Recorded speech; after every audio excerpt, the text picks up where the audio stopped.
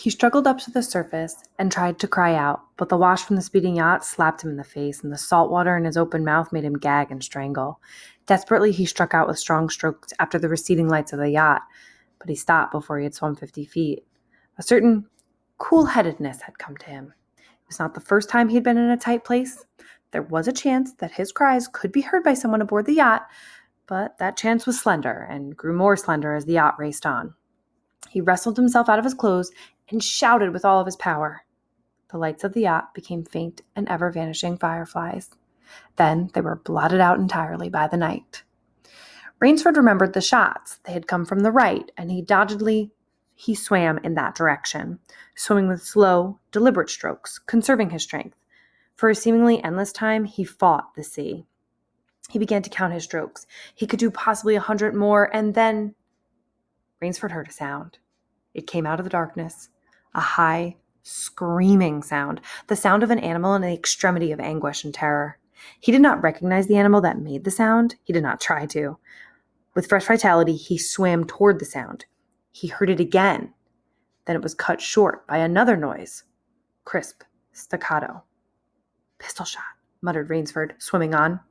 10 minutes of determined effort brought another sound to his ears, the most welcome he had ever heard. The muttering and growling of the sea breaking on a rocky shore. He was almost on the rocks before he saw them. On a night less calm, he would have been shattered against them. With his remaining strength, he dragged himself from the swirling waters. Jagged crags appeared to jut up into the opaqueness. He forced himself upward, hand over hand. Gasping, his hands raw, he reached a flat place at the top. Dense jungle came down to the very edge of the cliffs. What perils that tangle of trees and underbrush might hold for him did not concern Rainsford just then. All he knew was that he was safe from his enemy, the sea, and that utter weariness was on him.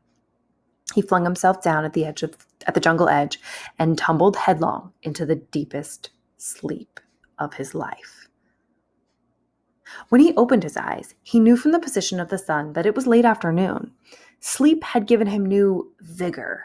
A sharp hunger was picking at him. He looked about him almost cheerfully.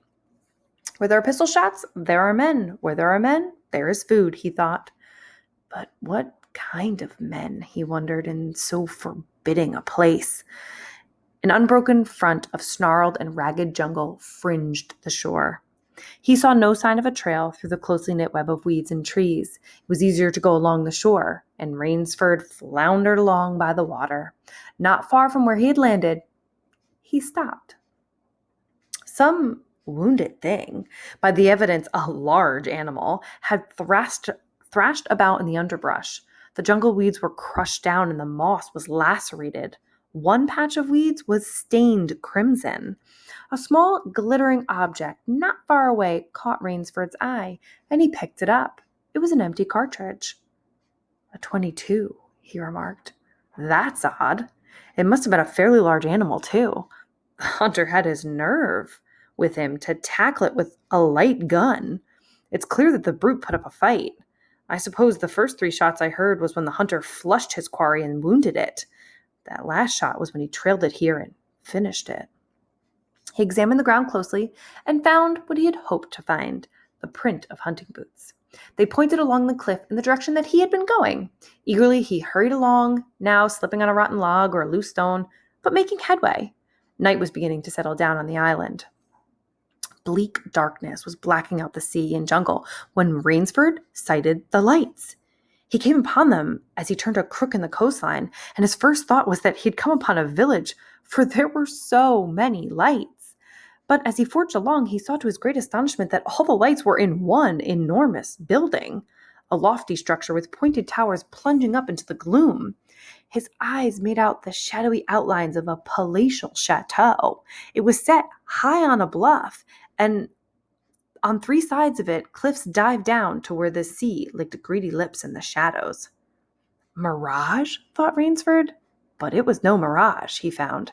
When he opened the tall, spiked iron gate, the stone steps were real enough. The massive door, with the leering gargoyle for a knocker, was real enough. Yet above it all hung an air of unreality.